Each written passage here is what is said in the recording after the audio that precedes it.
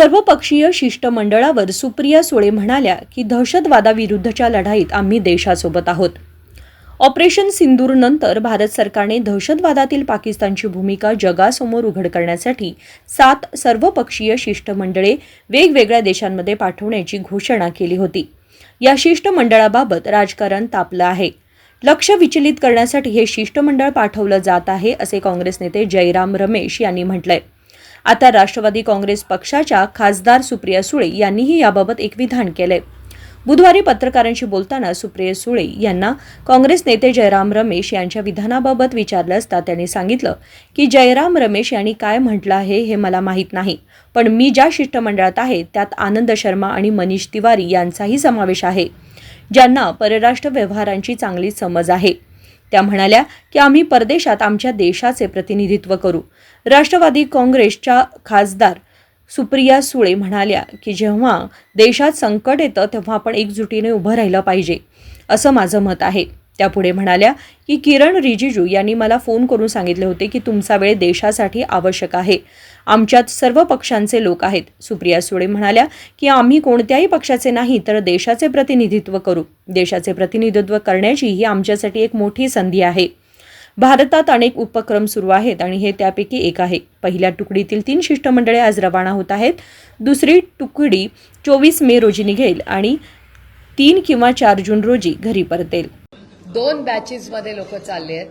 पहिली बॅच आज रात्री जाणार आहे, जी कन्नीमोळीजी आणि श्रीकांत शिंदेजी ह्या दोघांची बॅच आज रात्री निघणार आहे। आणि दुसरी जी बॅच आहे ती आम्ही सगळे 24 तारखेला निघणार आहोत। ती 4 लोकांची आमची बॅच आहे। आमचं ब्रीफिंग 23 तारखेला आहे। काल एक मोठं ब्रीफिंग ऑलरेडी झालेलं आहे। दुसरा ग्रुपचं ब्रीफिंग हे 23 तारखेला आम्हाला सगळ्यांना आहे। आणि आमची जी सगळी जी ग्रुप आहे, आमचे 4 ग्रुप्स, हे आमचे ग्रुप्स 24 तारखेला जाणार आणि 3 आणि 4 मध्ये म्हणजे टाइम डिफरंट फ्लाइट्स हे सगळं बघू आम्ही आमची बॅच 24ला जाणार आणि 3 किंवा 4 जूनला हे सगळे ग्रुप्स परत येणार।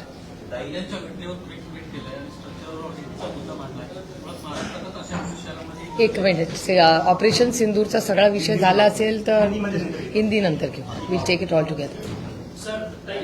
एक मिनिट, मग ह्यांचा होऊ दे। भारत आणि पाकिस्तानने युद्धबंदी घोषित केली आहे, परंतु युद्धबंदीचं कुठेतरी श्रेयवादाची आता लढाई जी आहे ती रंगताना पाहायला मिळते। भाजपकडनं सातत्यानं तिरंगा यात्रेचं सगळीकडे आयोजन केलं जात आहे। एकीकडे युद्धबंदीचं युद्ध जिंकल्याचा आभास आणण्याचा प्रयत्न आहे। मला असं वाटतं काँग्रेस पक्षांनी पण काढलेली आहे। आता अनेक राजकीय पक्ष, सामाजिक ग्रुप्स हे सगळे काढतायत। मला वाटतं ही वेळ, जसं आदरणीय पवार साहेबांनी पहिल्या दिवशी सांगितलंय की ही वेळ आम्ही कुठल्याही सरकारवर टीका करणार नाही। ही भारतीय म्हणून भारतीयाच्या ऐक्यासाठी आपण सगळे एकत्र आहोत। कुठलीही आमच्याकडून कुठलंही असं स्टेटमेंट जाऊ नये ज्याच्यामुळे भारतामध्ये किंवा आपले जे एअरफोर्स, आर्मी, आपले सगळेच दल आहेत ह्यांच्यामध्ये कुठलाही चुकीचा मेसेज कुठल्याही आमच्या राजकीय पक्षाकडून आणि आमच्याकडून तर नाहीच जाऊ नये। ह्याच्यासाठी आम्ही निर्णय घेतलेला आहे की आम्ही जेव्हा ऑल पार्टी मीटिंगला गेले होते, सगळे विरोधी पक्षातल्या सगळ्या पदाधिकाऱ्यांनी, जेव्हा लोकसभेचे सगळे महत्वाचे नेते आले होते, सगळ्यांनी सांगितलं एका स्वरात, एका सुरात की आम्ही सगळे भारताबरोबर आहोत। आता आम्ही टीका कुणावर करणार नाही, ही ती वेळ आहे। Bureau report, SBN Marathi.